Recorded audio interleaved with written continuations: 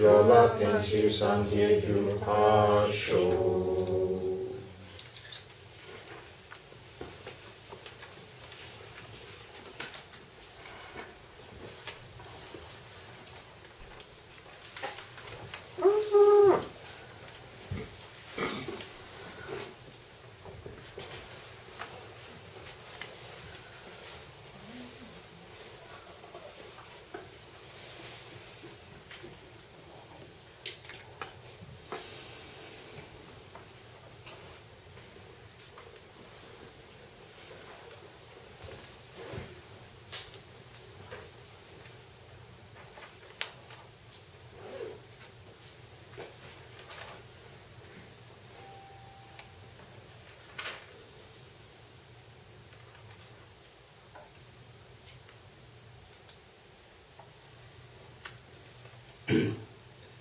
Okay, so let's just start with a few minutes meditation on the breath.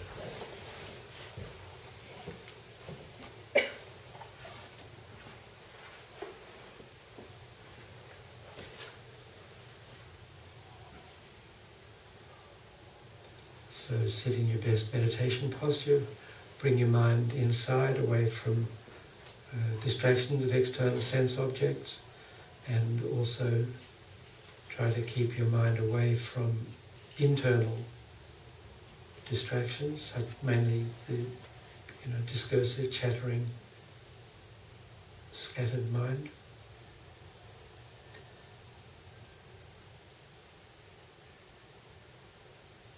And focus your mind on your breath, going out and coming in through your nostrils.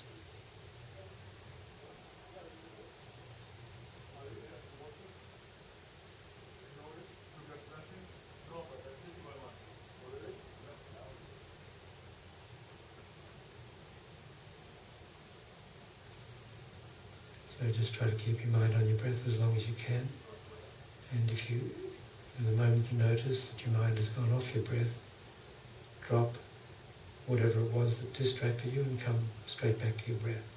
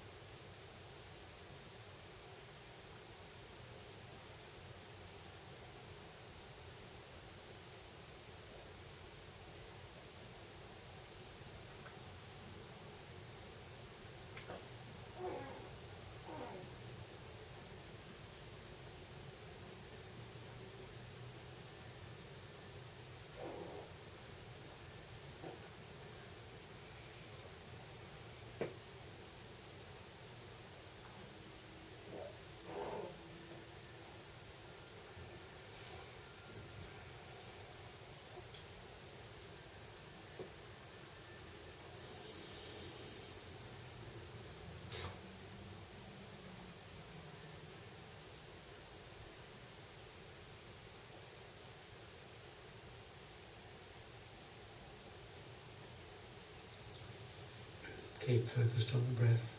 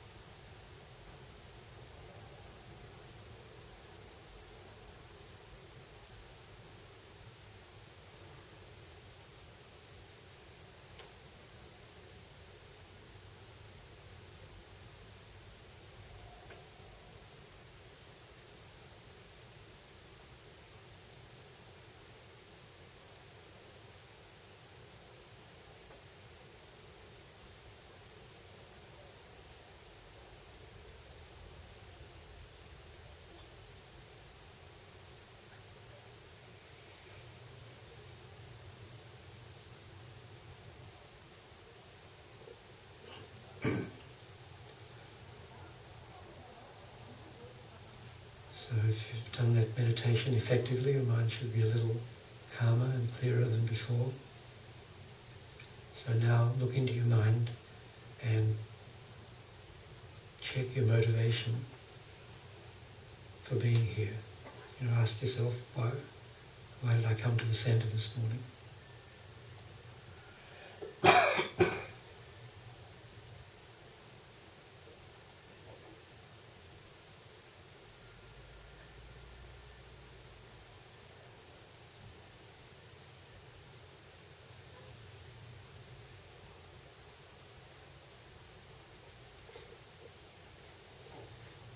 So if you find your reason for being here is coming from a wish to improve the happiness and comfort of just this life,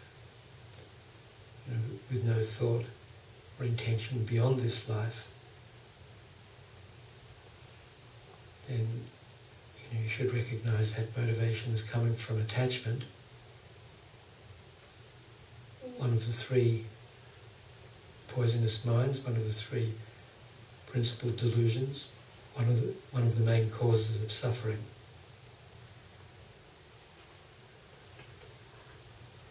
So think, if I follow attachment, I'll leave negative imprints, I'll plant negative karmic seeds in my mind, and those seeds will ripen into the experience of suffering sometime in the future.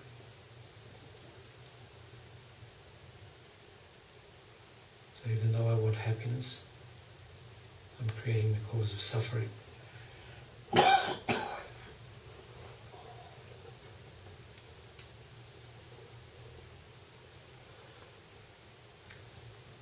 So, it's very important that we learn how to recognize attachment. The motivation of attachment is seeking the comfort of this life.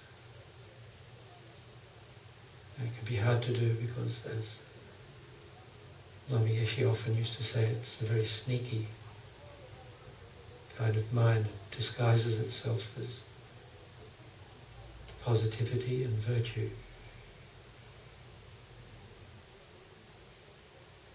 But actually it's negative, cause of suffering.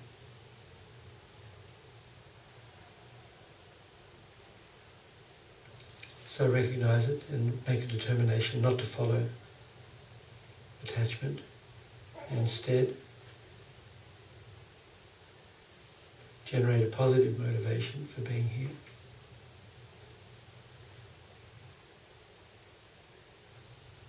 So, think to yourself, the purpose of my life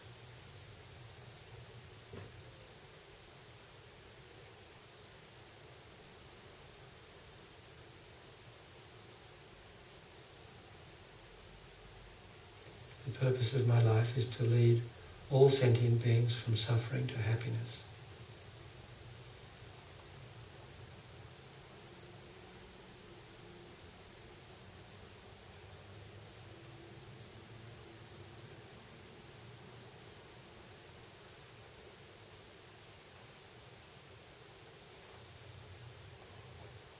Not just ordinary happiness, but the supreme happiness of enlightenment. In order to do that,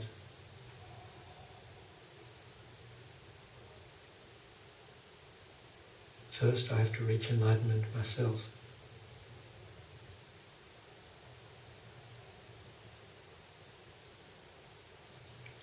For me to reach enlightenment, I have to complete the path to enlightenment.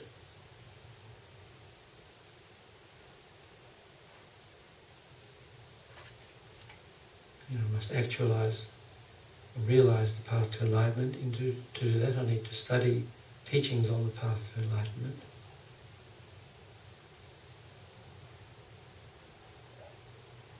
And the teachings on the path to enlightenment start with the teachings on the perfect human rebirth.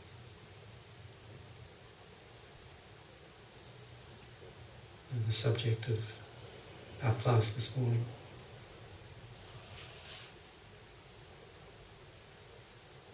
So I'm here to study the teachings on the perfect human rebirth as a first step on completing the path to enlightenment, which I'm going to attain for the sake of all sentient beings.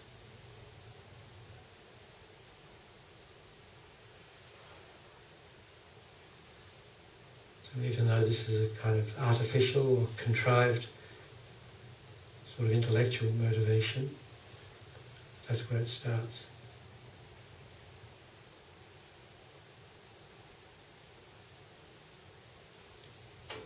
So you replace the innate attachment, seeking the comfort of this life, that motivation, that negative motivation, with this,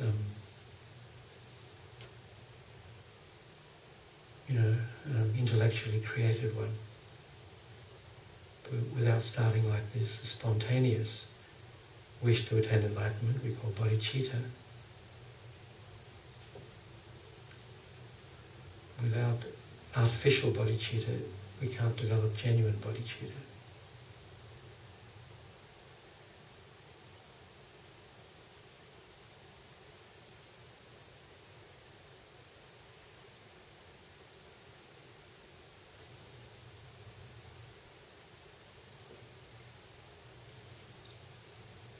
So,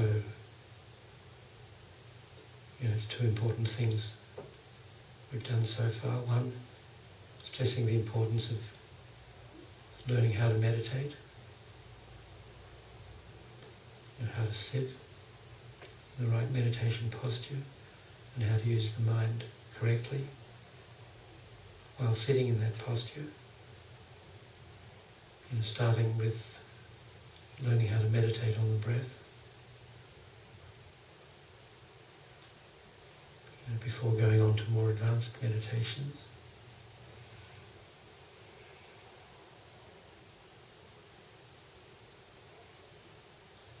So that's one important thing. The other important thing is to understand how crucial it is to have the right motivation for all the actions we do, not just coming to the Dharma Center.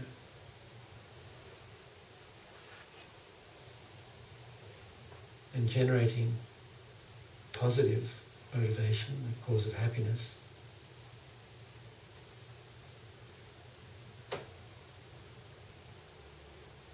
can only come if we recognize negative motivation.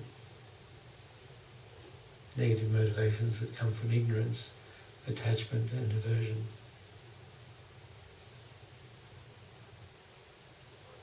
And especially the sneaky one, attachment.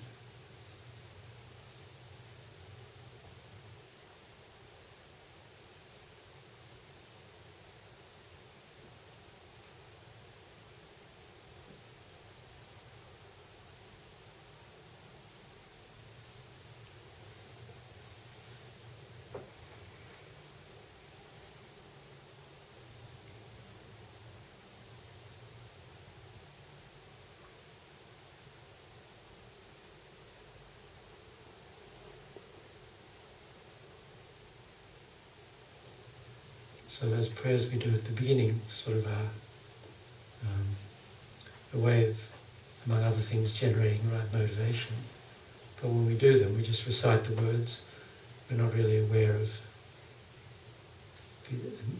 the meaning of the words, even intellectually, let alone more deeply. So even though we recite the prayers, sometimes it can be good just to think through the motivation like this, even in that very brief form.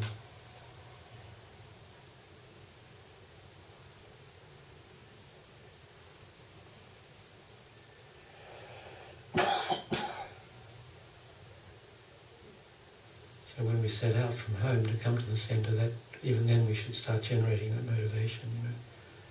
I'm going to the centre in order to reach enlightenment for the sake of all sentient beings.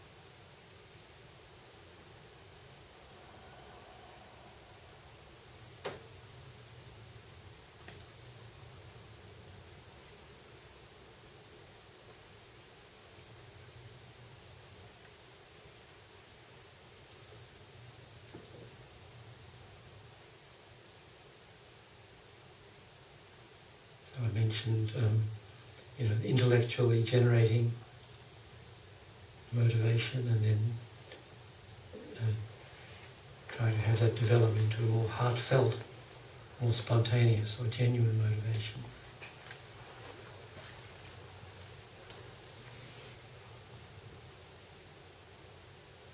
So it's a process. We all start in the same place. We were completely ignorant of the Dharma until 1 year ago, last week, 40 years ago, whenever it was, we ran into it.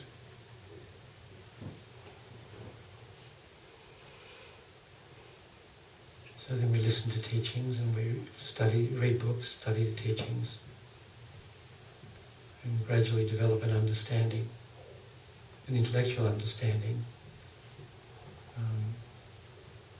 of the lam-rim, of the path to enlightenment, understand the different steps and how they hang together.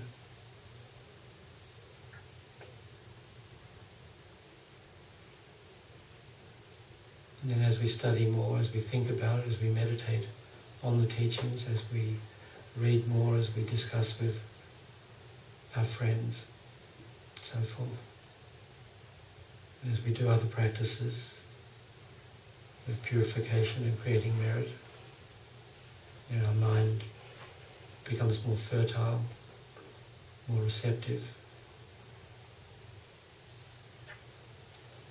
Then we start to get a deeper feeling for the meaning of the words. And then eventually, that deeper feeling becomes what we call a realization, where our intellectual understanding is converted to an actual experience of the meaning of the teachings. And then as we consolidate that realization, more and more we act from that place spontaneously, just as at the moment we act out of ignorance and attachment and anger spontaneously.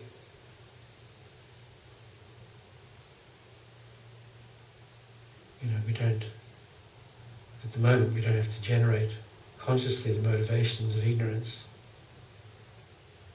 attachment and aversion. That's kind of our default position.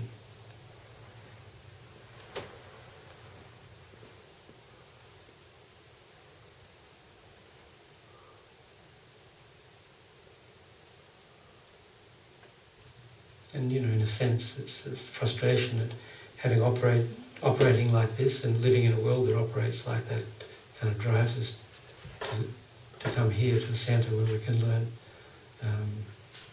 There's another way, there's a better way.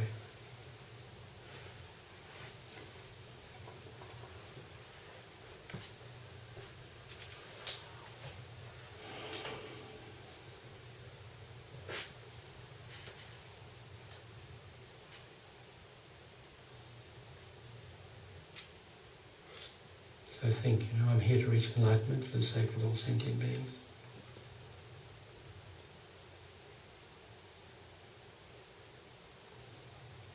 And try to feel that as best you can.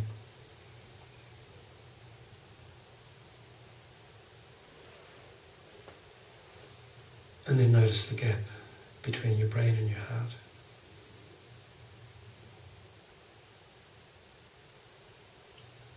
So that's what we need to close.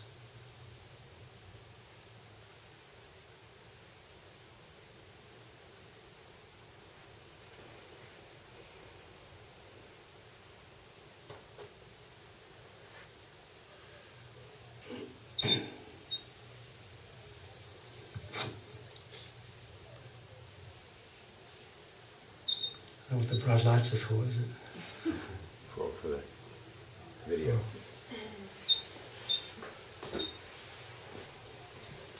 I thought someone was going to start questioning me.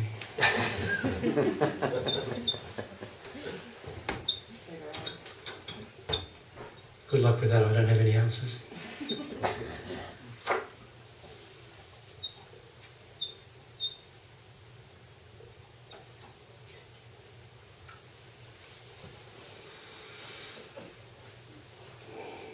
So who's been coming to Geshe-La's teachings on the lam-rim on Sunday mornings? Who hasn't? Okay, looks like we've got a couple of teams. Evenly matched.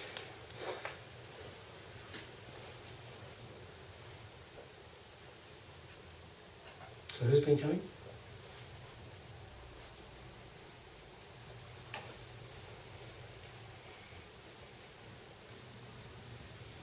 So since you're hiding from me.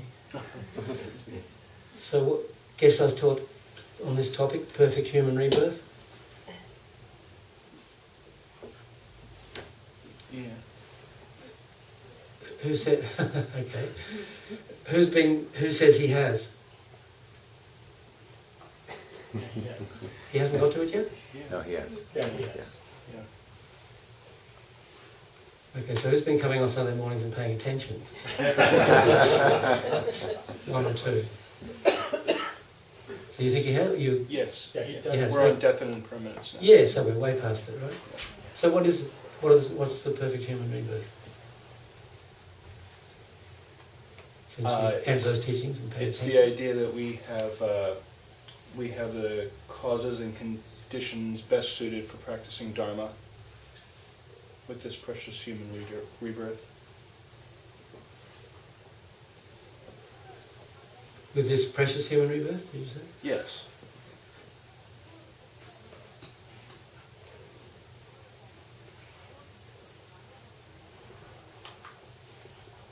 I'm not sure that precious human rebirth and perfect human rebirth are necessarily synonymous, although you'll see some people use them synonymously.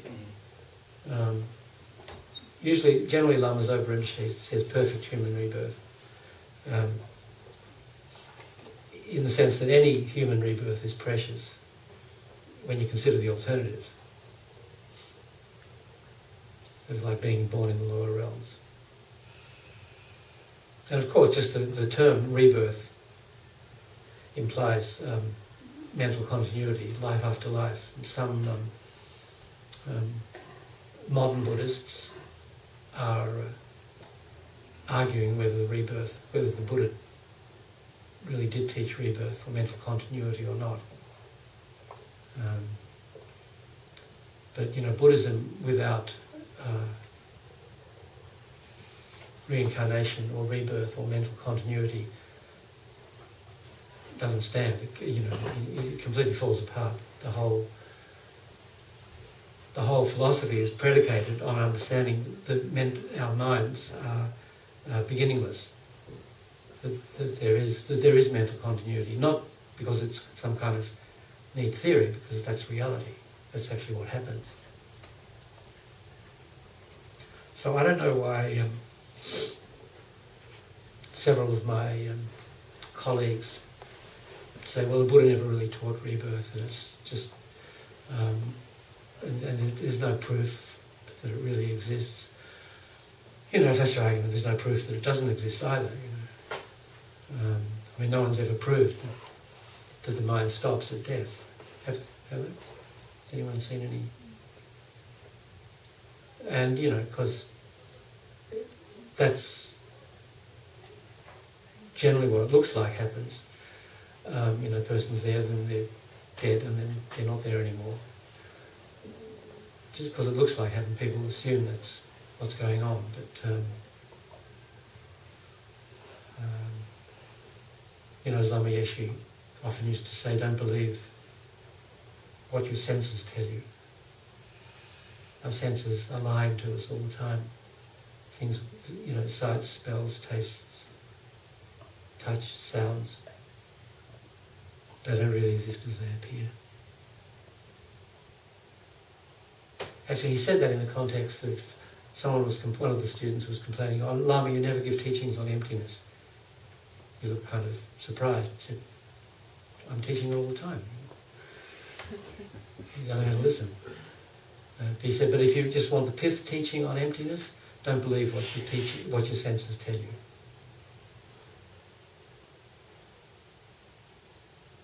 That's kind of a profound little phrase, actually, if you think about it, because if we do think about it, we do believe everything we see.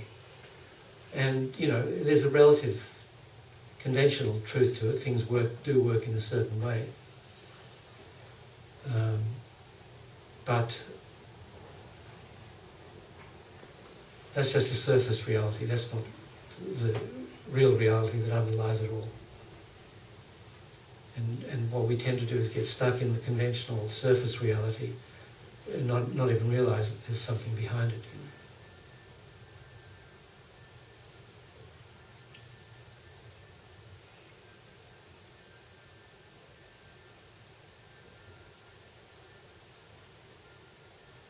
So what are the attributes of the perfect human rebirth? No, he's not looking at me. You're not. Do you know what suffering. what defines it?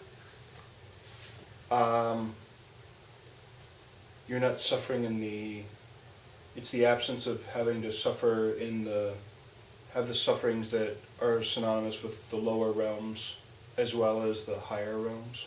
Mm-hmm. That's less than a quarter of it.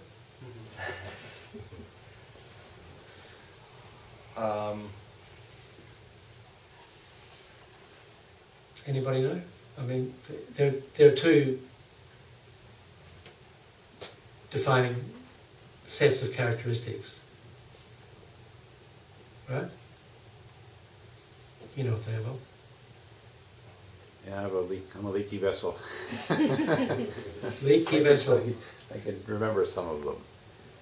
Well, what are the two main headings, Adam?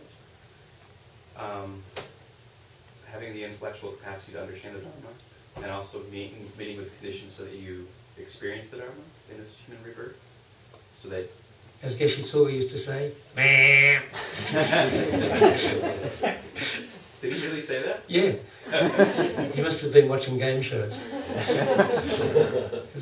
Did you go to Geshe Tsuga's I class? never met Geshe. Yeah. So he was. Who met him? Yeah. Really? Did you meet him? Really? So he passed away in 2010. So most of you only coming since then? Well, we really know how to shed students here. So I guess we won't be seeing most of you in a couple of years.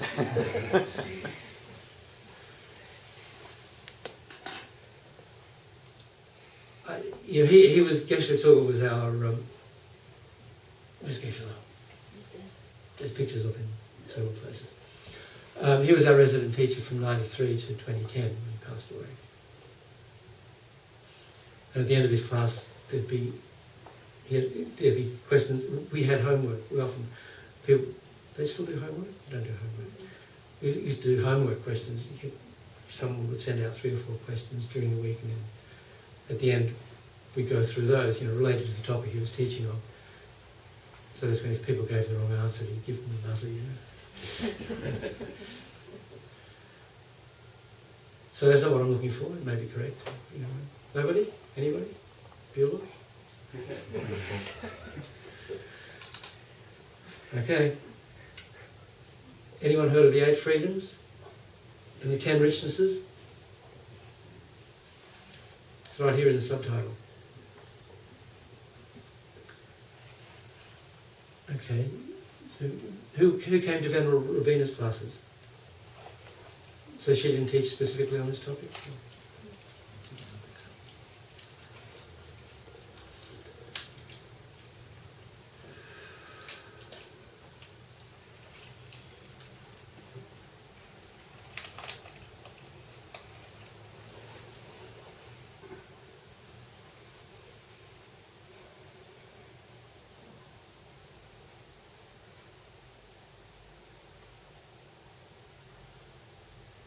So how to put this into context?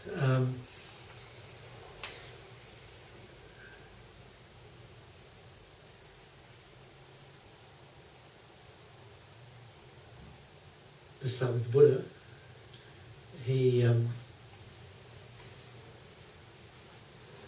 the archaeologists may be just catching up with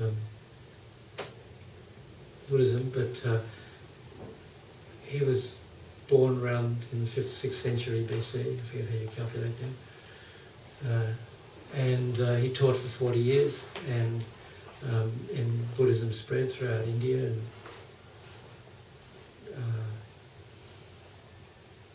the subcontinent, and went to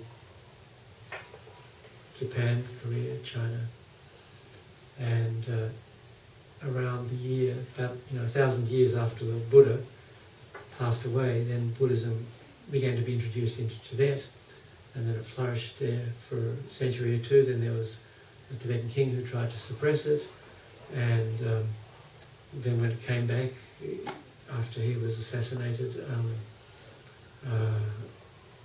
all sorts of corrupt practices began to be introduced. So one powerful king from western Tibet invited the great Indian scholar Atisha to come to Tibet about 1,000 years ago to reintroduce pure Buddhist teachings to Tibet. So Atisha came. Atisha's, you there? It's got a red hat. Yep. In that second cabinet, is it? Yep. I can't see it from here. Yep.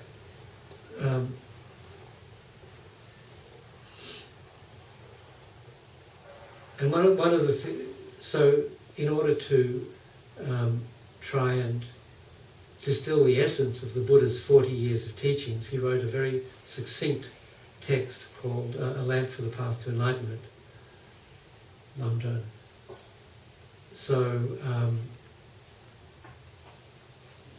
so this text took the vast body of the Buddha's teachings, all these different books, and condensed them into a simple, a sort of a linear practice that could be followed by any individual. So it arranged all the Buddha's teachings, crystallized all the Buddha's teachings into this kind of psychologically logical progression of steps. And it was in Tibetan, it introduced this genre of teachings to Tibet, or to Buddhism in general, called the lam-rim, or the stages or the steps of the path to enlightenment. So it's like a roadmap to enlightenment. So anybody encountering this teaching says, well, what's all this about and where does it go? You could actually look at the outline of the path to enlightenment. And one of the main features of the this text that Atisha wrote, The Lamp on the Path to Enlightenment, was this idea of 3 levels of capability, or 3 levels of capacity in different practitioners. So, it's, in a sense, it's like primary school, secondary school, and university. What do you call it here? College, Yep. high school, and what do you call it? Elementary school. Elementary? Anyway, you get the idea. So it's classifying Buddha's teachings into those kind of 3 levels, basic, intermediate, and advanced.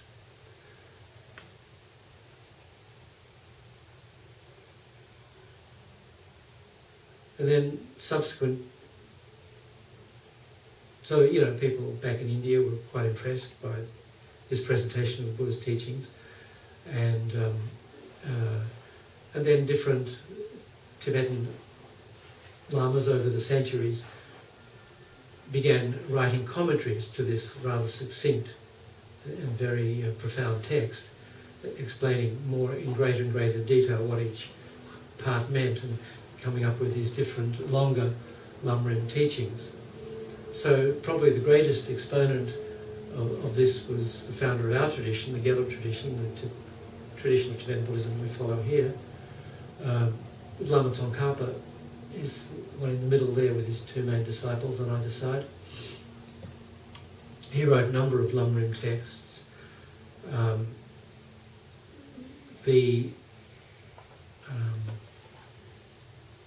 ultimate flowering of which was the great treatise on the stages of the path to enlightenment, the lam-rim Chenmo. And so he wrote that around the turn of the 14th to the 15th century, something like that. And the main monasteries in Tibet were founded by him or his disciples, and the Dalai Lama is in that tradition, and Lama Yeshe and Lama Zopa, the founders of our organisation of which this centre is part, are also in that tradition. So basically we're in that tradition with Lama Tsongkhapa. So he wrote all these texts, and then over the years different other lamas started commenting on that text, on Tsongkhapa's texts, and the book that we're studying with Geshe-la on Sunday morning, Liberation in the Palm of Your Hand, was a teaching by a great Gelug Lama called Pabongka Rinpoche, teaching given in 1921 to 700 monks, nuns and lay people near Lhasa in Tibet. And then edited by His Holiness Trijang Rinpoche, one of the two tutors of His Holiness the Dalai Lama. And he was, Trijang Rinpoche, he edited this text. He was one of Pabongka Rinpoche's main students. He edited this Liberation in the Palm of Your Hand text. And it was published in Tibetan in 1958 and then translated and published a couple of versions in English in the early 90s. So,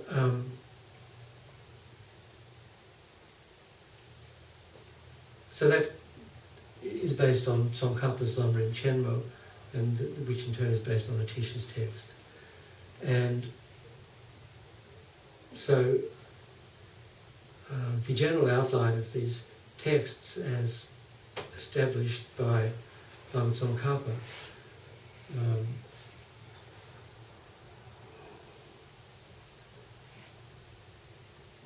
it sets up the commentary on the stages of the path to enlightenment. There are four main headings. So the first three are preliminary.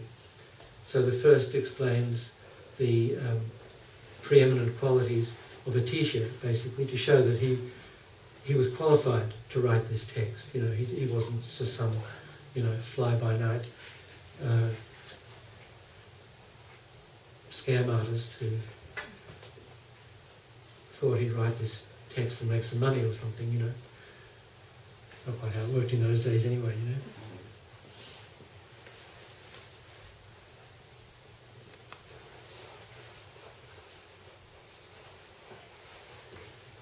That's another story.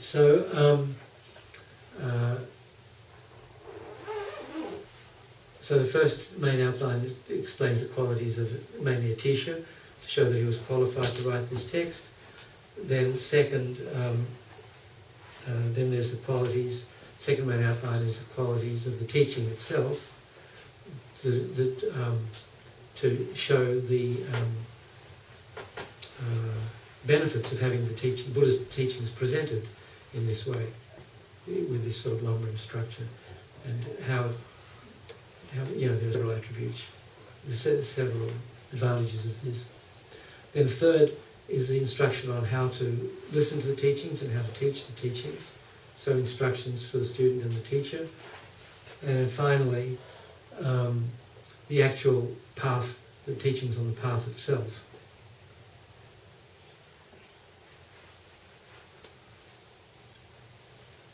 So that's, the main bulk of it is in this fourth section.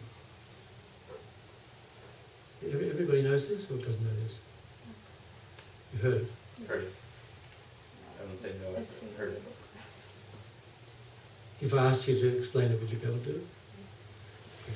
So, I'm not sure if I can either. So, let's see how we go. So,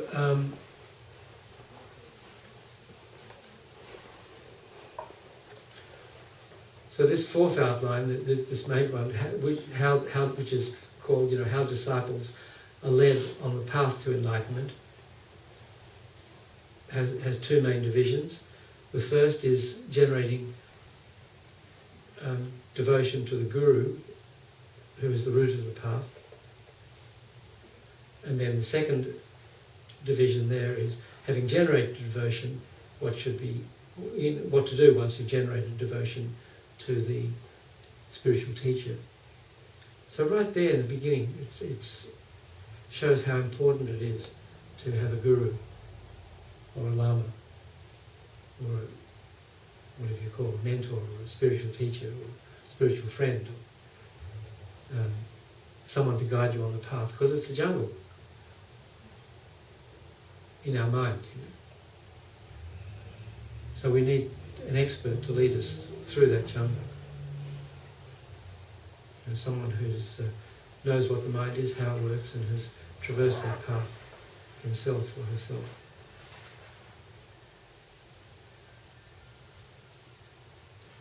So there's a whole teaching on that. So once you understand what a spiritual teacher is, how to find the teacher, and how to relate to that spiritual teacher, then what should you do? Then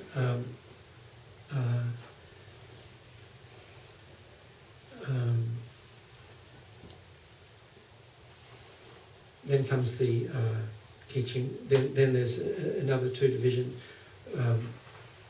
recognizing the perfect human rebirth and how to extract the essence from the perfect human rebirth.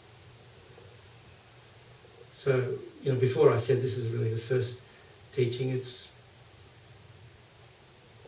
in a way it's the second teaching. The first one is teaching on guru devotion, then having become devoted, then there's to recognizing perfect human rebirth and extracting the essence from the perfect human rebirth.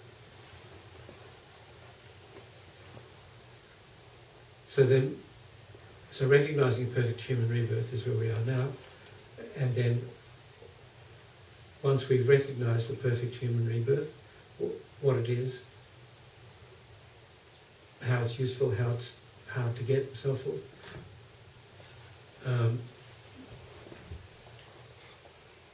how to extract the essence is then divided into these three sections. The path of the being of least capacity, the path of the being of intermediate capacity, and the path of the being of greatest capacity. So these three scopes, as they're sometimes called, these three levels, are introduced by Atisha in his text.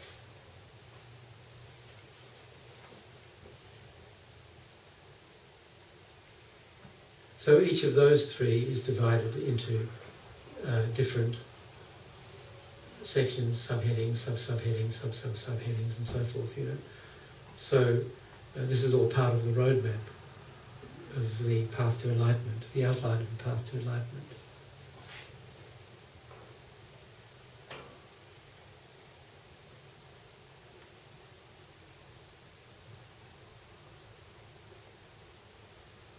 So we can look at this whole outline and get an idea of the teachings that we're going to receive and study and practice and realize on our way, and the order in which they should be studied and practiced and realized. So it doesn't just show us where we're going, but how we get there.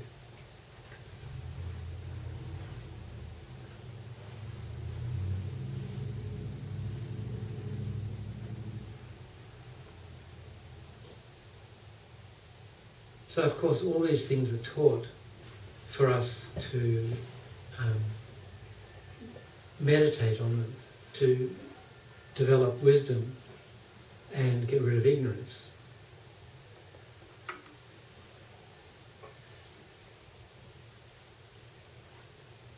So again, it's a process. And the difference, one of the main differences between Pabongka Rinpoche's teaching, Liberation in the Palm of Your Hand, which we're studying here with Geshe-la on Sunday mornings. I think he'll be back in a couple of weeks. The difference between that and Lama Zopa great treatise on the stages of the path to enlightenment, lam-rim Shenmo, is sort of the weighting, weighting, the weighting, heaviness of the distribution of the teachings. In Lama Tsongkhapa's text, I don't know if anyone's following Geshe Zopa's commentaries that Wisdom Publications are putting out. Geshe Zopa's commentaries on the lam-rim Chenmo. The 3 volumes have been published. You've seen them? With the maroon covers. Steps on the Path to Enlightenment is it called. Volume 1, 2 and 3 are out. So the volumes 1, 2 and 3 are out.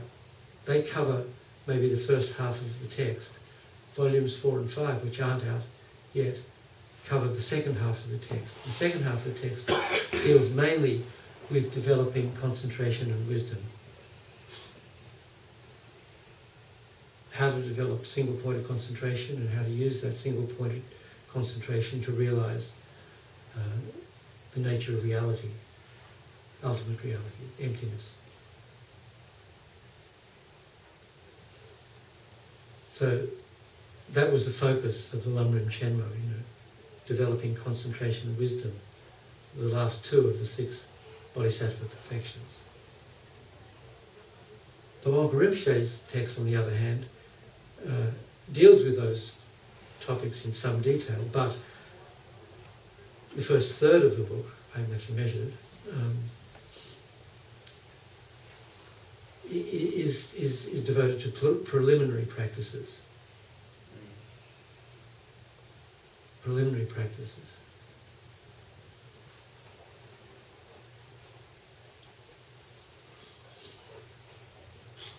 And preliminary practices are important. They're the practices that I know Venerable Rabina talked about this a lot, with the Vajrasattva practice and so forth. Preliminary practices of purifying our mind and enriching it, or nourishing it, fertilizing it, creating merit. These are really important as, in a way for us, they're more important than studying these profound teachings on emptiness. Because if our minds are cluttered with negativity and very thin in merit, no matter how much we study, even read the teachings, we won't understand them. So it's very important for us as beginner practitioners to really, soften our mind up, make it receptive. So I'm sure you all know the analogy of the garbage dump that's to be transformed into a field of vegetables. So first you've got to go in there. So you have this dump that's full of broken glass and old metal and all kinds of plastic and all kinds of stuff. So first you have to clear all that out, and then you have to, once all the earth is cleared of all the debris, then you have to sort of till it, and then you enrich it with minerals and water, and it needs sunshine. And so when the field is really, all obstacles have been removed and the earth has been enriched, then any seeds you plant in it will grow very effectively. If you just went in there straight away before doing any work on the dump and started throwing seeds around, you'd be very lucky to grow anything. So it's exactly the same with our mind.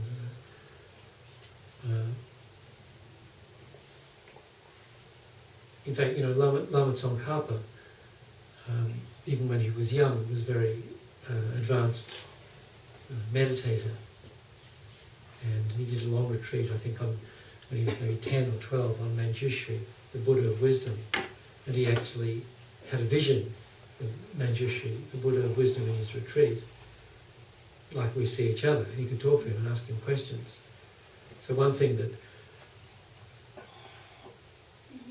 he asked was, how do you gain realizations? How do you get an experience of the meaning of the teachings rather than just having, clear intellectual understanding? How do you make them, I was talking before, how do you make them a part of your mind so that you act instinctively out of wisdom rather than out of ignorance? So that wisdom becomes our default position.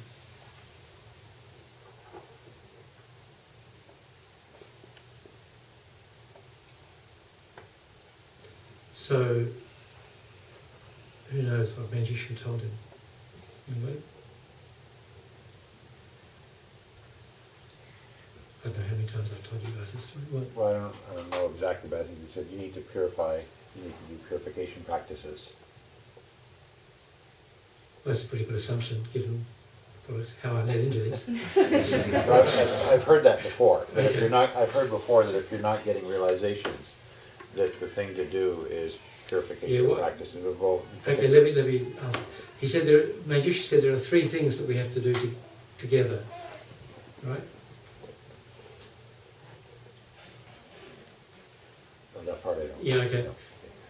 Chantal? No, I don't. You don't know? Oh. Okay. Don't wave your hand around. So he said, Manjushri said to Lama Zopa, there are three things should be done together. You have to purify your mind and create merit. So those he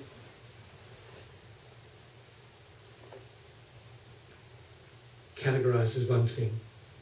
Even though, and the practices we do, like we do the 7-limb prayer every morning. We do these prayers in the Lama Zopa Guru Yoga. The 7-limb practice contains the essence of purification, creating merit.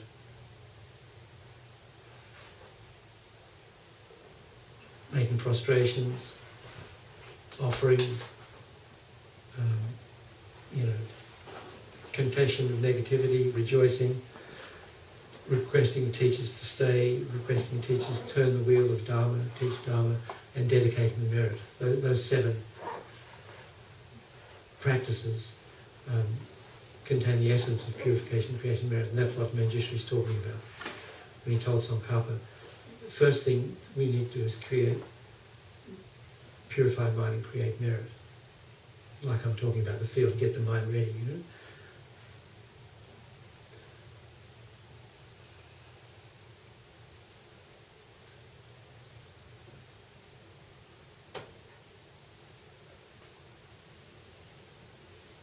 Actually, he said that meditating on the path is the seed of the realizations.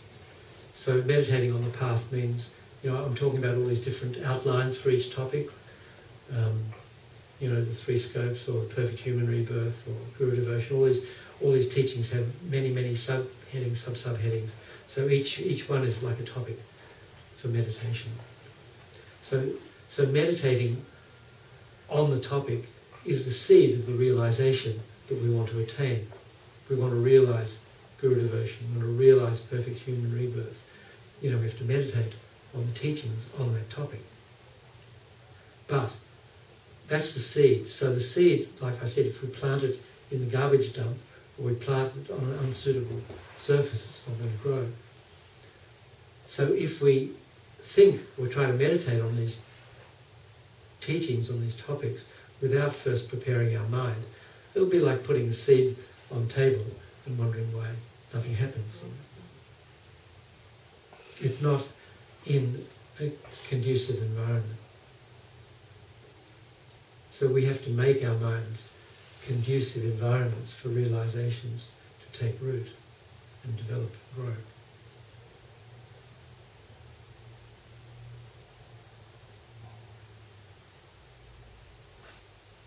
So the first thing, meditating on the path, but that has to be done in conjunction with 2 other things. Purifying and creating merit, which is the second one, so that's what I'm saying. And the third one, praying to your guru as one with the deity. So that's a little more complicated.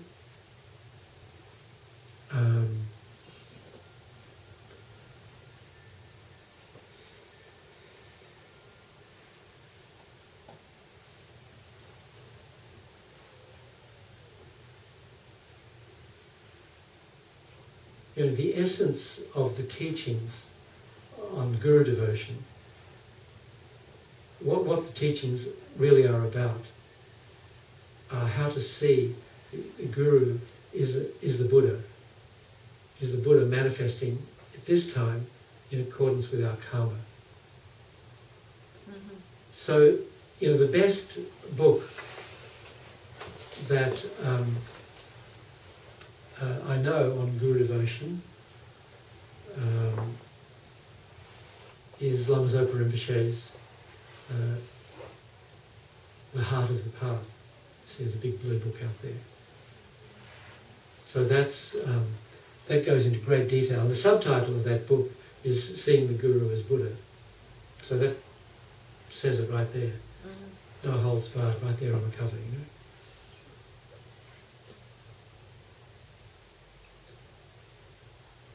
Often, so, this is the very beginning teaching in the lam-rim, and I noticed early in the piece, back in the 70s when we were being taught lam-rim by various teachers, Lama Yeshe, Lama Zopa Rinpoche, Geshe Rapin, Geshe Lama, all these great lamas, most of whom have passed away now. When they were teaching Westerners, anyway, they didn't jump in with the Guru devotion thing. And I think that's partly because of the times, people were being a bit burned by some of these other Indian gurus who were around at the time, the charlatan Tibetans hadn't had time to get their hands into Western pockets yet. So back in the 70s, it was mostly Indian gurus, some of them who were criticised for one reason or another, like Rajneesh or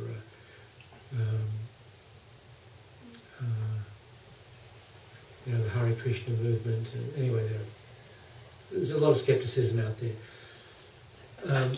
So, if the Tibetans came out and started saying, well, first thing is you have to become devoted to your guru. In other words, you have to become devoted to me. It's not going to go over very well, because our minds are so negative. Even though it's true, our minds are so sceptical and negative, and some people have already been burned by various gurus that it wasn't the first subject that they launched into, and we didn't get really a lot of teachings until quite a bit later, actually. But forget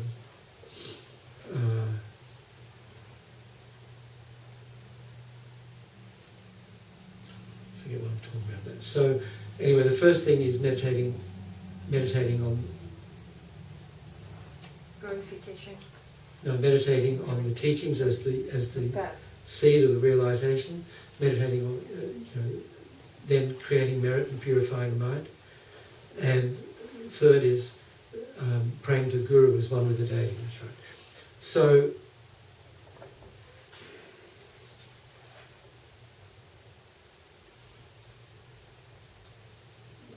So those who come to Guru Puja here, which is really just an expanded seven-limb practice, well, it's a little more than that, but it's largely a very detailed seven-limb practice with prostration and offering and confession and rejoicing and so forth. And then there's quite a long section of prayers to the lineage gurus. So that's really this part, where we get inspiration from those who have gone before us, who've studied and realized these teachings, who show us that it's possible for an ordinary person to start from where we are and gain all these high accomplishments. So by somehow recognizing that we're not there yet, but there is a path, there's a lineage of inspiration going actually all the way back to the Buddha himself. That these teachings, the lineage of these teachings can be traced back all that way.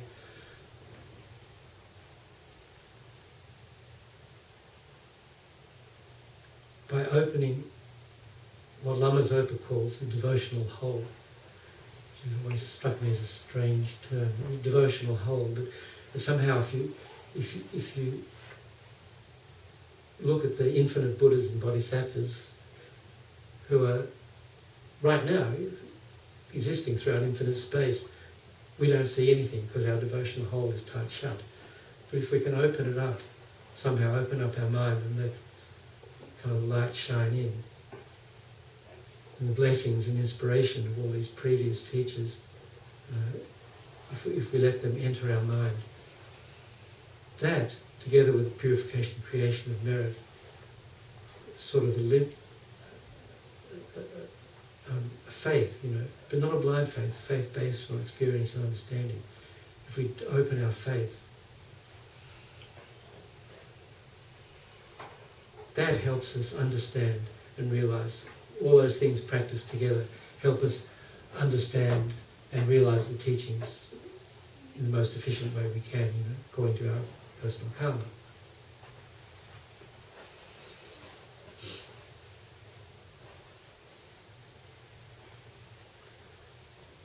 And what we're trying to develop is what, again, is, see, everything is, there's lists and numbers to everything, right?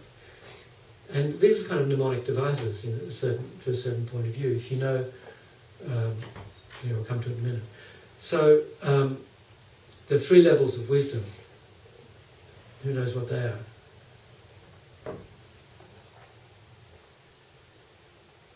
This is also not for the first time. 3 levels: the wisdom of hearing, wisdom of contemplation, and the wisdom of meditation.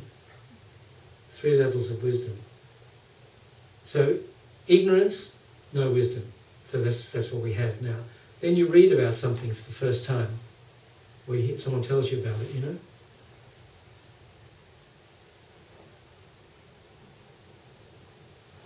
As small as it may be, that little layer of ignorance has been removed. You learned something that you didn't know before.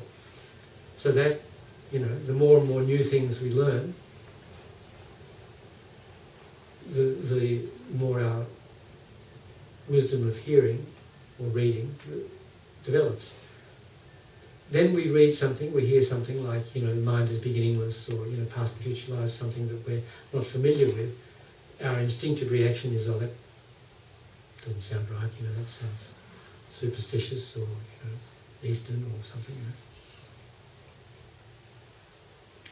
So the second wisdom, the wisdom of contemplation, is where we investigate the things that we've heard, that we have doubts about.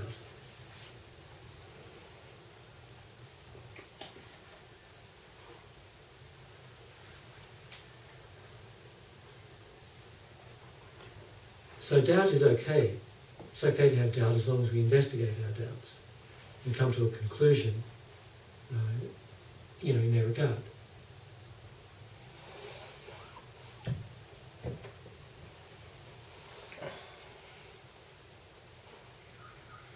So to develop the second wisdom, the wisdom of contemplation, we take something that we've heard that we have doubt about, whether the mind existed before this life or not, for example, and then we analyse it from various points of view, this particular teaching, whatever it is, and come to a conclusion.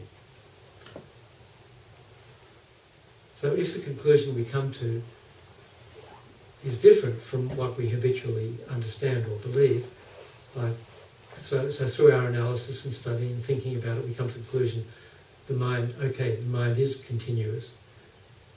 When we look at our, rock bottom belief, our rock bottom belief says, no, it's not.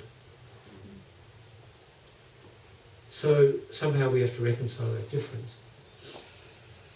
So through logical analysis, through internal debate and thinking things through, we analyse, we think, we discuss within ourselves, we come to the conclusion, yes, the mind is, it's clear the mind has to have existed before this life. I mean, there are all sorts of reasons that you go through, I'm not doing it today. But you get to that point, and then you bring your single point of concentration, such as it is, to bear on that correct conclusion that you've arrived at, that differs from your base belief. And through concentrating on the right answer, gradually the wrong answer is sort of gradually, very gradually, it's obliterated. Because the ignorance is displaced by wisdom over and over again. Each subtopic of each subtopic of each topic.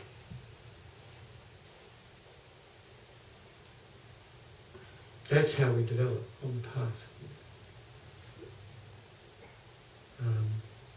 It's the only way. By preparing our mind properly through purification, creating merit mainly.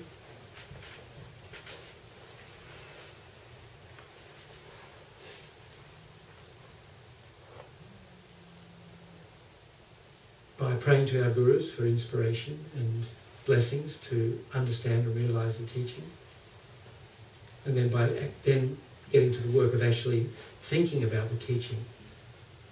So studying it, developing the wisdom of hearing or reading, then developing the wisdom of contemplation, by contemplating, by thinking about it, by analysing and coming to a correct conclusion, and then developing the third one, the wisdom of meditation, by meditating single-pointedly on the correct conclusion and gradually having that correct conclusion displace the wrong fundamental understanding that we were born with. For each little topic along the whole path.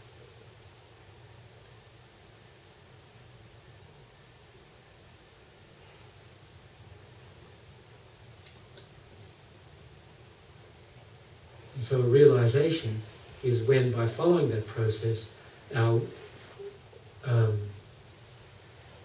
wisdom of meditation has become fully developed, and we realize, or we have a deep understanding, that topic becomes part of our fundamental understanding, fundamental being.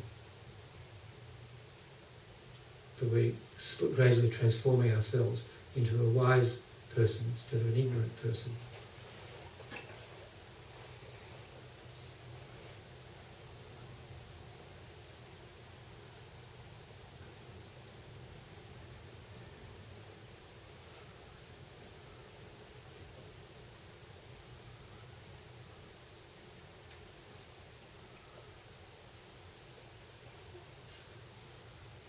So normally we'll go to lam-rim teachings, and different visiting teachers will teach us short lam-rim texts, like Pabongka Rinpoche was here, who taught 3 principal aspects of the path, or Gordon Rinpoche teaches, foundation of all good qualities. There's shorter lam-rim texts, or we'll study the liberation in the palm of your hand for a period of maybe 3 or 4 years with Geshe Tenli. It's going to go on for a while. It's been going on for a while already. Geshe Tsorga taught it over a period of years. So all the time we're listening to these teachings, we're studying, we're thinking about them, we're discussing them with others. We're developing our intellectual understanding and to a certain extent our wisdom of contemplation. But if we really want to develop realizations, if we want to develop the wisdom of meditation, then we really have to do some serious meditating. And that generally means doing some retreat. And not just a weekend here or there, it means doing some purification retreats, and we have a number of those that we do. The most usual one, the most common one we do is the 3-month Vajrasattva retreat, where we recite the long Vajrasattva mantra in the context of a sadhana or a practice 100,000 times. It usually takes people 2 or 3 months to do that. You can do it at a group retreat, or do it as an individual. So that was pretty much the first retreat that Lama Yeshe always had us do, the Vajrasattva, to purify at least some of the gross obscurations from our mind.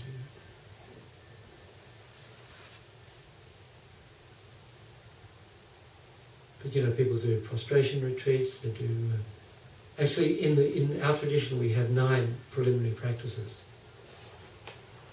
Right, 9? Anybody want to name them? This is always dangerous. This is when I was a medical student. I used to do these oral exams, and you'd go in there, you'd have to see a patient and try and make a diagnosis, and they'd ask you different questions, and you say, "Well, it's got, emphysema or something." You say, "Well," so well, what are the causes? Well, you say, "Well, there are 6 causes of emphysema," or whatever it is. So then the examiner will be sitting there and you go 1, 2, 3, 4, 5. And because you said there are 6, he's going to wait. So your time is running out. You get about 20 minutes. And you've got to score as many points as you can. So we're told never say how many things are in the list unless you're absolutely sure you know them all. Because the guy's going to sit there twiddling his thumbs while waiting for you to come up with the last one. So, but I've made that mistake now. So, there's the Vajrasattva, 100,000 Vajrasattva purification, mandala offerings, refuge, reciting a refuge formula, Guru devotion. We do the Lama Zopa Guru Yoga in retreat. We recite Mid So Way, the prayer we do every day. Midsummer, we do that 100,000 times.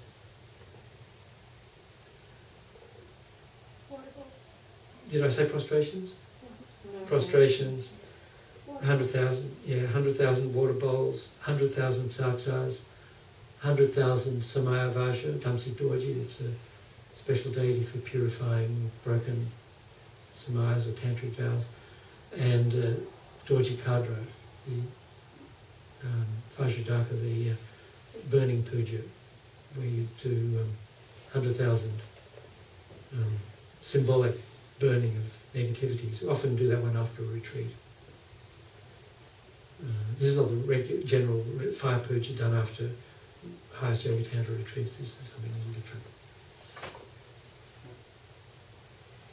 Actually, it's practice we'll do ourselves every day. Dorji Kadra. So that's 9, right? What was So it? that, Sorry, what was it? what was 8? Sam- Samaya Vaja, Thank you. Samay Vaja, Dorji Kadra, Damsik Dorji.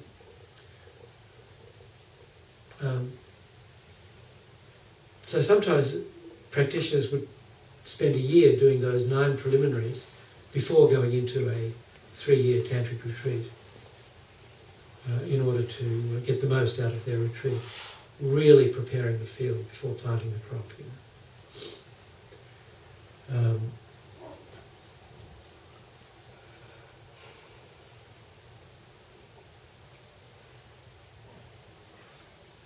So, our daily life could be a microcosm of that sort of bigger picture.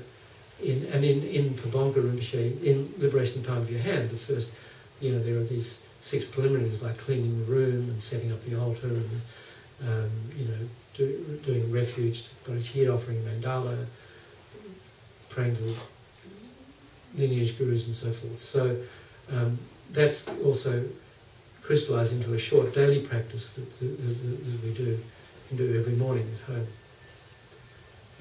So that our whole life takes place kind of in a retreat setting in a way, even though you're going to work and raising a family and so forth.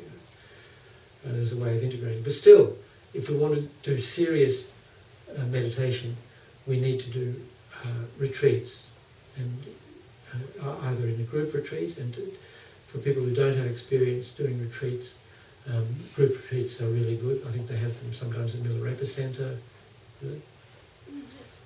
and other Dharma centres, or sometimes we organise group retreats here, not very often.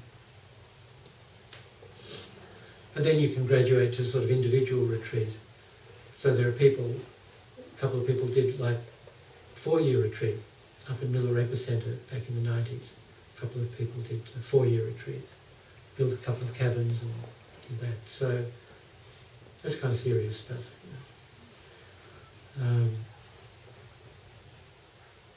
And sort of in between, you can do like a 3-month retreat. A lot of FPMT centres organise 3-month Vajrasattva retreats. Milarepa Centre used to do a winter 3-month Vajrasattva retreat over the winter, even if only one or two people did it. That used to be a tradition there for a while. Tushita Retreat Centre in Dharamsala, I think they still conduct an annual 3-month Vajrasattva retreat in the summer. So I think that's something to look into. But if you don't get away from it all and go into retreat and sit down with your own mind, either in a group or individually, and do some kind of formal practice.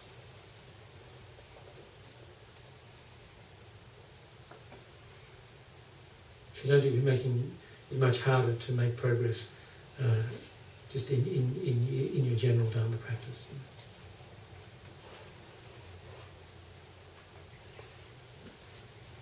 I mean, I haven't done it, but Lama Yeshe always used to say that everybody should try and do at least 3 or 4 weeks retreat every year.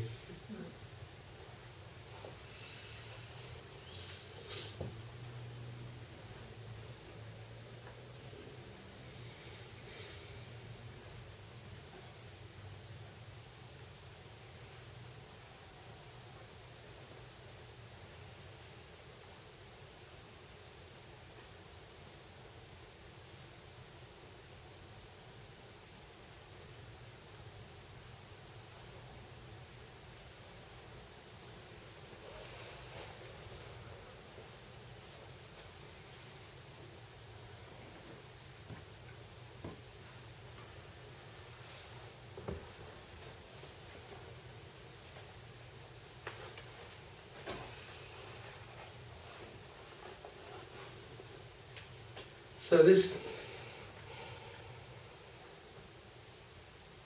topic, perfect human rebirth, this book's just been published by Lama Yeshe Wisdom Archive, which, full disclosure, I run. If you didn't know. So we also published The Heart of the Path, which I was promoting before. And the other book in between those two, called How to Practice Dharma by Lama Zopa Rinpoche, is also essential reading. So we're in the process, actually, of publishing. See, Lama Zopa Rinpoche started teaching Westerners, started giving lam-rim teachings to Westerners back in 1971. Lama Yeshe and Lama Zopa Rinpoche met their first Western student back in India in like 1967. An American woman called Zina Reshevsky, an American woman of Russian descent called Zina Reshevsky. She became their first student. And after a couple of years of adventures with her, they finished up in Nepal, Kathmandu. And soon after they got there, well, maybe a year after, they found a small building outside of Kathmandu on top of a hill. One of the former king's astrologers' houses was a small little hill near Bodhnath in Kathmandu, and they rented that place and eventually bought it. And now this whole city, which is called Kopan Monastery, has developed over the last 40 years on top of that little hill. And the surrounding area, actually.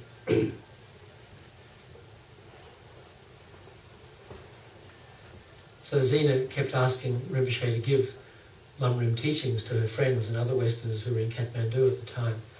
And he kept refusing, saying, I don't speak English well enough, I don't know anything, blah, blah, blah, So eventually he went to Lama Yeshe and said, she keeps asking me to do a meditation course.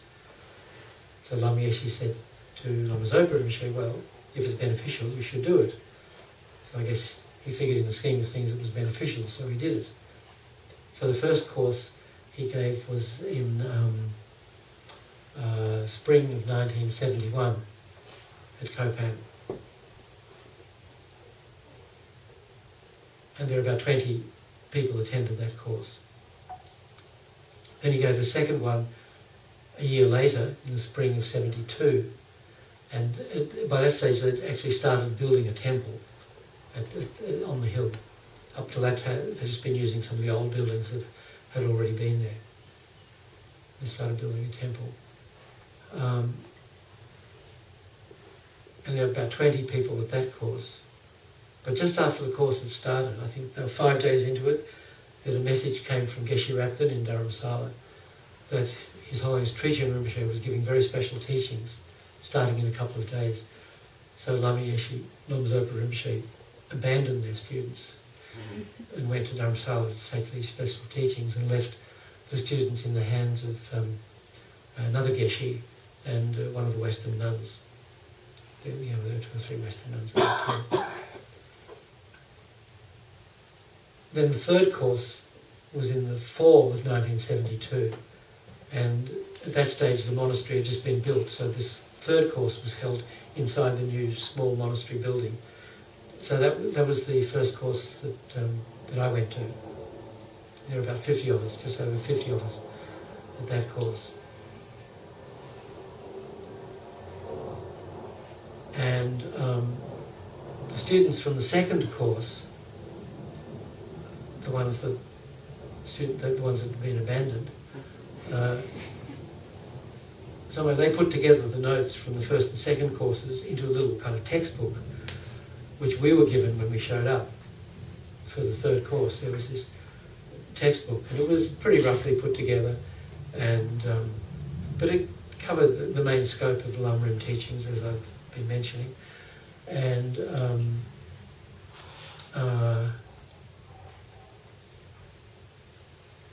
so at the third course, Lama Zopa Rinpoche would read, a sentence or a paragraph or a section from that thing, from that textbook, and then he would give a further explanation of it.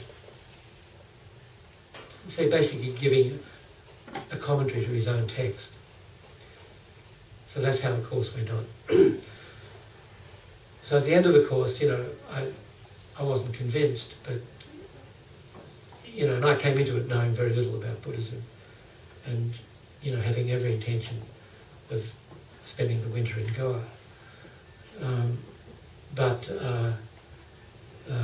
by the end of the course, enough had changed within me to know that I couldn't go away without really making sure whether this stuff was correct or not, although I had a pretty good idea it was. And the implications of that were fairly scary. Because it meant, my beautiful hedonistic life would have to come to an end. And this 40-year journey of suffering would begin, a life of deprivation and no entertainment, and so forth. Anyway, so afterwards I went to him and I said, these teachings, this book, this textbook is really life-changing, but it's kind of rough, I think it could be a little better edited. Not that I had any experience in writing or editing. But anyway, I offered to help put it together in a better way, so he agreed. So I started working with him on it.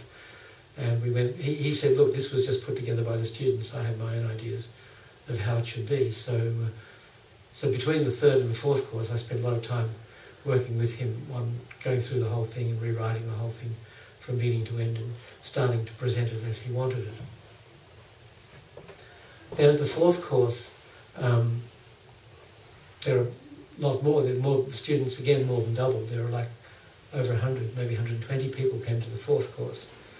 And so again, Rinpoche followed the same thing. He read from the textbook, a paragraph or two, or a sentence, whatever, and then he gave a commentary, and then people were taking notes, So then over the summer, I had my notes and another friend's notes, which are more extensive than mine, and I tried to put them together into a separate volume, which was like a commentary to the textbook. But in doing that, editing, I realised how much we were missing by just taking notes in the normal sense. So I made a sort of determination for the next course, the fifth course, that I'd try and write down everything he said, because we had no electricity there at the time, no tape recorders or anything, So for the fifth course, I tried to, he repeated himself a lot and he spoke fairly slowly, so it wasn't that hard, and making up abbreviations as I went along, So managed to get down most of it. So then then he did more work on the book. So we started working on these teachings at that time, refining the textbook and putting together these commentaries. So by the time the sixth course came, there was a student there who was the secretary of the British Embassy, Sally. She knew shorthand, so I got her to take down everything in shorthand. Then someone had brought one of those little, you're too young to remember the push-button Panasonic tape recorders, I'm sure. But we had one of those with Indian batteries. Didn't last very long, and then when they start running down, you have to put them in the sun, get a little more life out of them. So then later, when you listened to the tapes, it sounded like Alvin and the Chipmunks. Anyway, so there were difficulties. But so we taped and wrote down as well. So since that time we've been recording 40 years of lam-rim teachings Lama Zopa's been giving. So then a few years ago through the archive we started this project to basket Rinpoche's teachings, which means that every topic, the main lam-rim topics like the perfect human rebirth or impermanence and death, karma, refuge, we had people going through all these thousands of pages of lam-rim teachings that he's given and chopping them up and putting them into these electronic baskets according to the topic. And now we're in the process, a lot of them, these baskets have been gone through, and using the outline of liberation in the palm of your hand, we're creating this set of volumes of commentaries, the Lama Zopa Rinpoche's commentaries, which I think are by far the most extensive lam-rim commentaries on each topic that exist in the West. Maybe in Tibet also, there isn't such a large book just on this one topic, perfect human rebirth.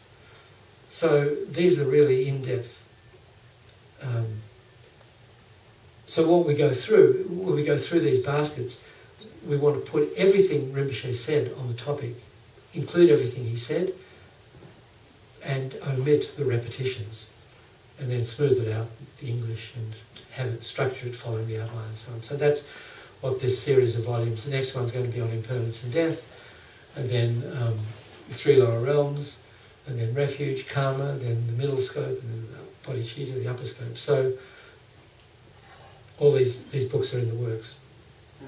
Actually, the one that'll come out next. Did you read, Ross? Yes. Oh, you mean this winter? Yeah. No, I didn't go. Oh, you, Cancel. oh, you didn't go? I didn't go, I had to cancel. I thought you really knew all this time. Sorry. Anyway, so the next book is Rinpoche's extensive teachings on emptiness, which is put together by an Australian student, Ross Moore. So even though that is out of sequence, that's coming next because he's been working on it for 7 years and it's almost ready. But anyway, when all these things are put together, there'll be this shelf of extensive lam-rim commentaries by Lama Zopa Rinpoche. So then we'll have no excuse for not understanding and not having the realizations.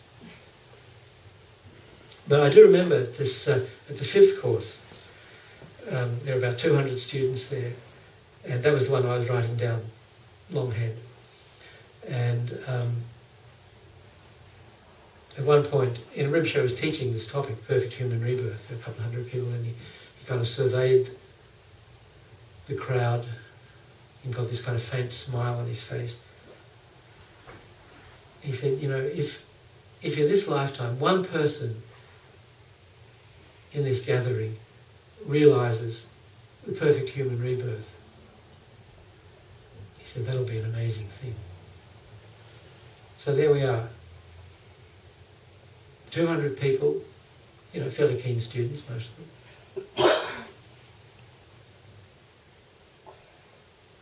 40 years ago, studying this very first topic of the entire path, one of the easiest topics. And he said if even one person gains realization of this very first simple single topic, it'll be an amazing thing.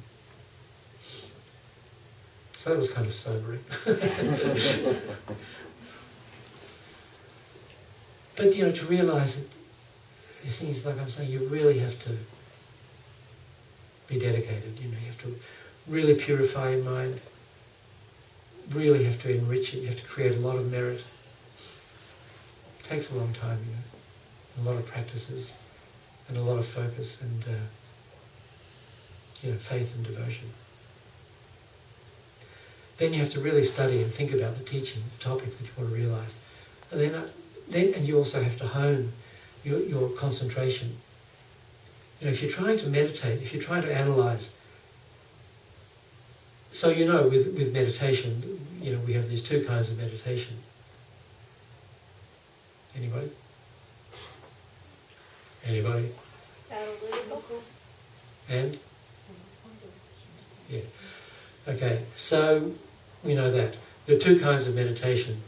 Stabilizing or concentrating or single-pointed or placement is called different terms.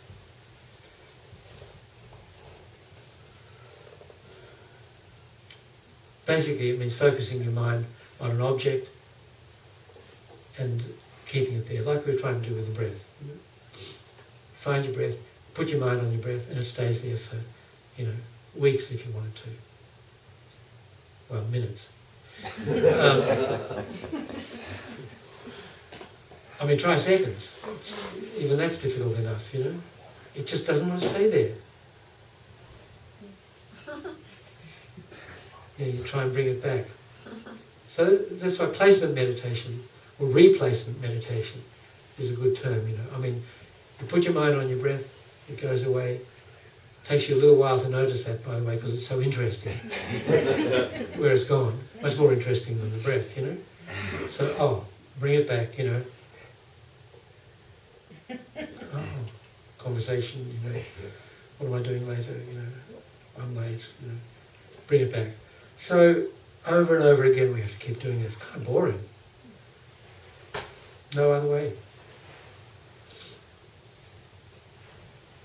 Although I heard a few days ago there were these knowledge pills that they're trying to develop. Did you see that? No. I don't know whether it's DNA or what's in them, but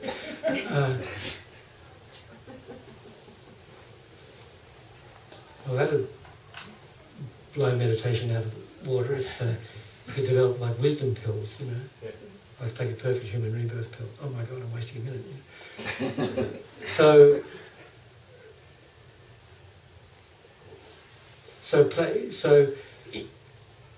we have to develop our concentration.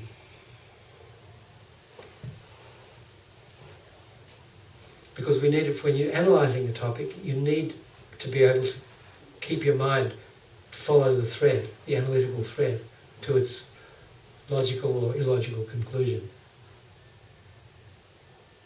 So that's one thing. And then when you get there to the right conclusion, then that's how we get wisdom of meditation. We keep our mind focused on that conclusion with our single point of concentration, such as it is. So the better it is, the more effective our analysis will be, the more effective our analytical meditation will be, the more effective our single point of concentration meditation will be. And then we bring them together in that way, we analyse, we focus. When we lose focus, we reanalyse and bring ourselves back to the conclusion again and focus. So gradually, ignorance is replaced by wisdom.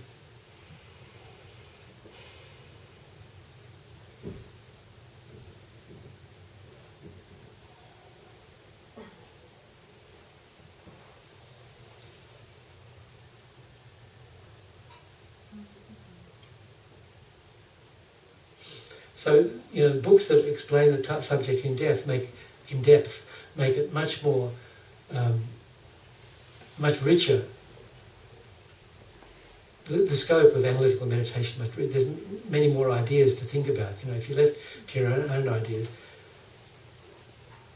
So when I first started doing these meditations on the perfect human rebirth, and to go back to what I was trying to get to at the beginning, there are two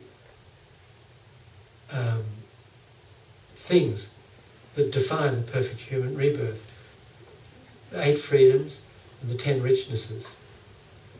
So the perfect human rebirth is a human rebirth that's characterized by these 18 attributes, 8 freedoms and 10 richnesses.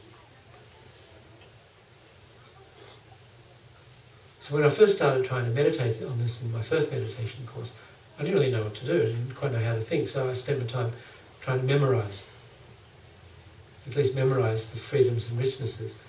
And memorization, especially the outline of the lam-rim, is a really important thing to try to do. Because then at least you carry the framework of the whole path to enlightenment within you. And if you can review it each day, as Paro Rinpoche said, if we can read a short lam-rim text, and Lama Zopa Rinpoche has been saying for decades, if you can read a short lam-rim text every day, like the three principal aspects of the path, like the foundation of all good qualities, like there are other ones, a little bit longer, some shorter, it plants the seed of the entire path to enlightenment in your mind every day. So that can only help.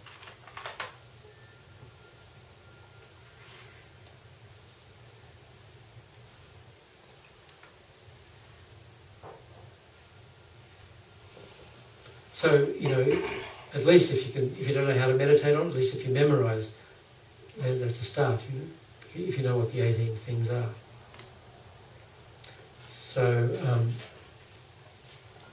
and then when you read commentaries that explain each of these 18 in depth, then then you have a lot to meditate on, how to meditate on it. Anyway, I'll talk about more of that next week because time's up.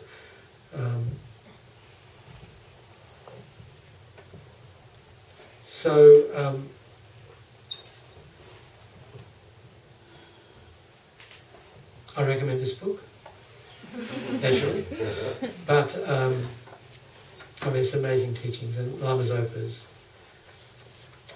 I think, the most prolific lam-rim teacher in the world today, so to read his teachings on it is really beneficial, I think. Okay, so I was going to leave time for questions, but I didn't. So maybe next week we can start with questions and then we can look a little bit more at this. But most of it, no matter what I say, you have to do the work. You have to get the book, you have to study, you have to think about it, you have to meditate on it, you have to purify your mind and create merit. There's no way around that. Unless these pills work. The jury's still out on that. So you want to do a abbreviated dedication somewhere? Yep. Okay.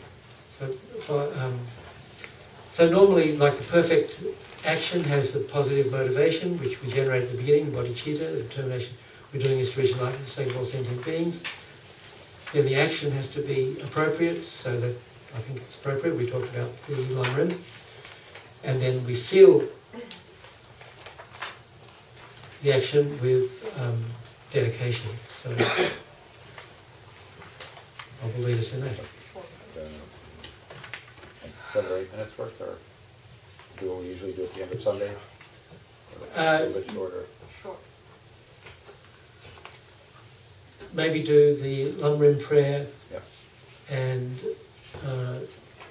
mandala, and then just the dedication, actual dedication prayer. Yeah. Okay.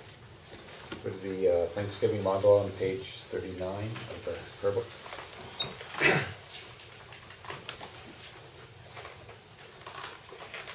Saji perki jushi metod kran, rira binji ni de bien padi, sange